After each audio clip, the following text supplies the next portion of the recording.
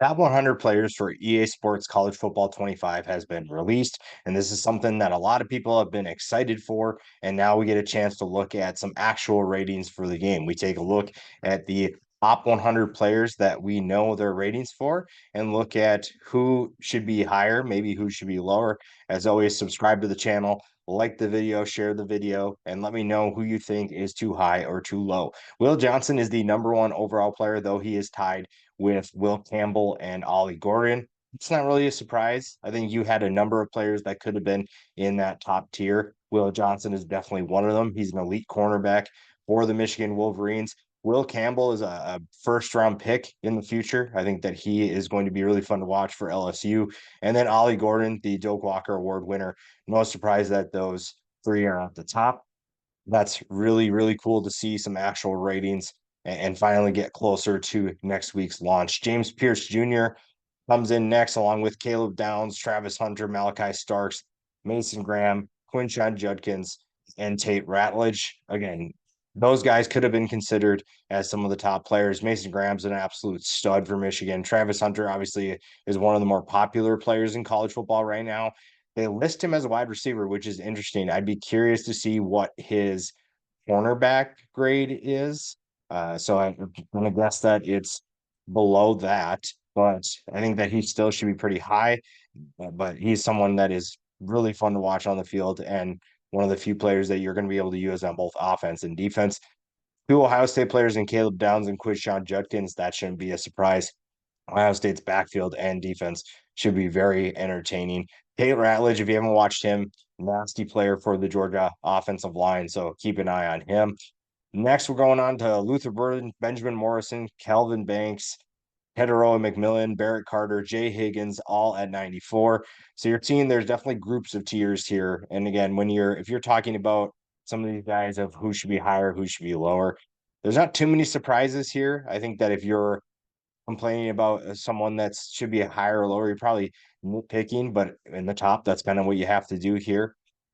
I think that McMillan should be higher. I think if you watched his game, he's absolutely explosive. Someone who is a nasty player, definitely going to be tough to cover. And again, there's not too many complaints with the ratings. The quarterback position is going to be one that we talk about quite a bit. But you see now you have four Ohio State players here in the top 20 here. So you're looking at guys that definitely will compete at a high level, and four of them are on the same team. You also see three Georgia players, so you have plenty of exciting potential if you're looking for teams to play with at a high level. Probably the biggest surprise, and a guy that's been on my radar for a while, but a sleeper pick, Ariante Ursary for Minnesota. He's an absolute stud for the Gophers. The Gophers don't get a ton of love because of their team struggles recently, but Ursary is definitely someone that's going to command a lot of respect and play really, really well. Jay Not being a surprise there at Cal, if you don't really pay attention to some of the top tier programs, Cal's Jay Not definitely is not someone that you will probably know.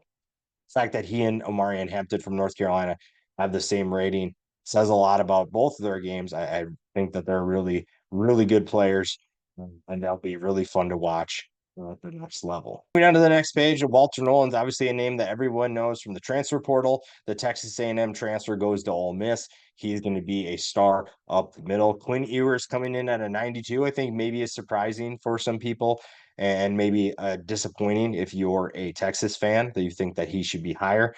I think that you're going to see him get opportunities to showcase what he can do.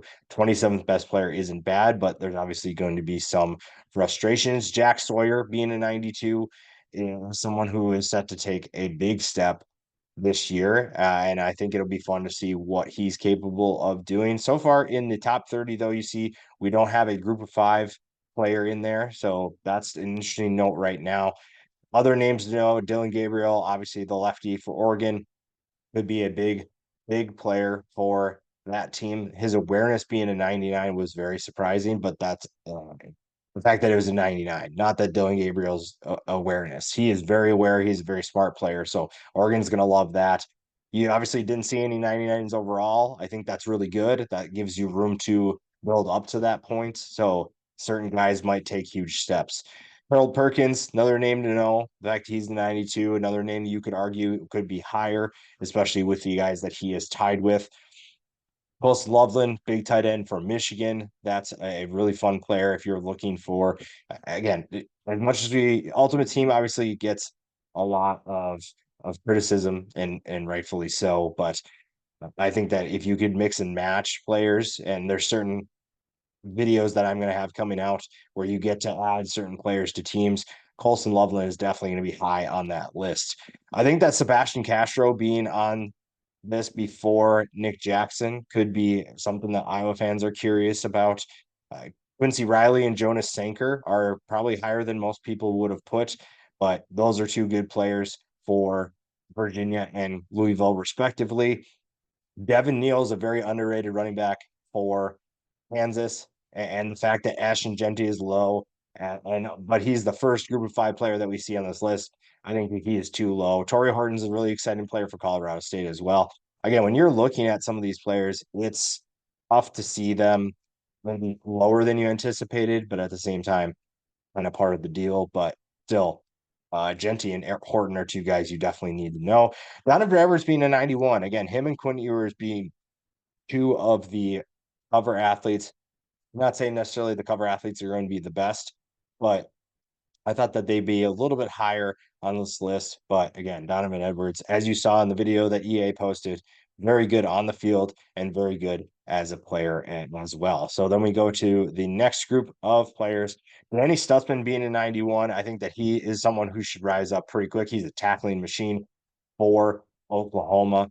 Kenneth Grant will play alongside Mason Graham, probably flies under the radar because of his teammate, but another guy who's going to be a stud. Kamon Rucker, very underrated. I'm happy that he's a 91 overall. I think that's really exciting for North Carolina fans. Tez Johnson's the fastest player in this game with the 96 overall speed.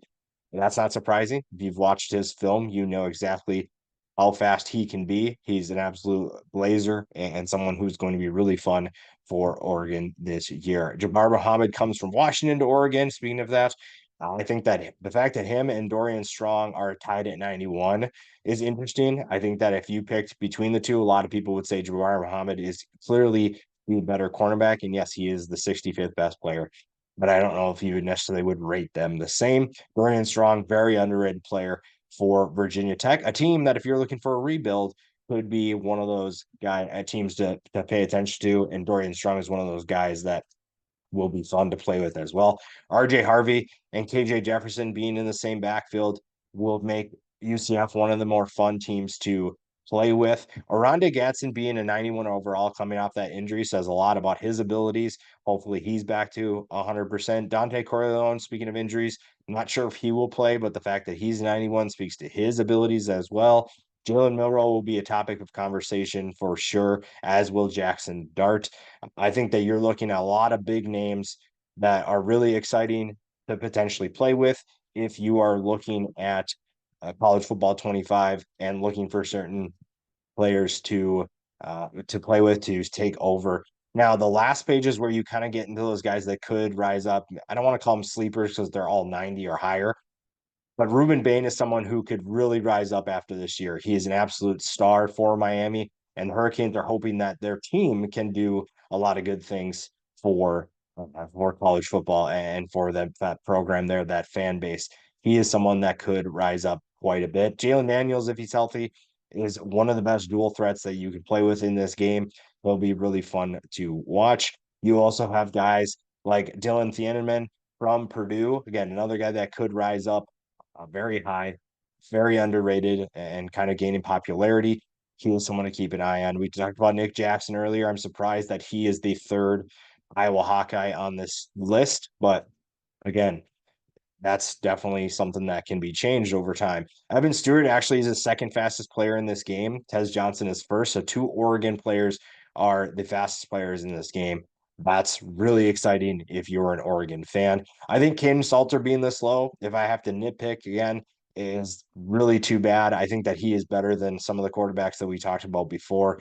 Peter Woods is going to be a stud, another guy that could rise up and be higher rated towards the end of the year. Xavier Restrepo, looking for a receiver that if you're a guy that likes to hone in, or someone that likes to hone in on one player, one guy, he is one of those guys that's going to be open 9 times out of 10. He is someone you can definitely rely on there. And then rounding things out, the bottom five is interesting. Tyler Monangai from Rutgers, Xavier Nwankpa from Iowa, Mason Taylor, tight end from LSU, Oscar Delp being under him is very surprising from Georgia. Quinton Cooley is a surprise from Liberty, running back, very good, very talented. Now, the other part of this is I'm very interested to see the guys that are 85 to 89. Those are the players that are really going to be the depth pieces. So you have a lot of players in the top 100 that are 90, and maybe there's more. Maybe there are more 90s that we don't see yet that they haven't released, but I have a feeling we're going to start with the 89 to 85 from there. Those are going to be the depth pieces that are really important and really exciting to watch if you are a fan of this game.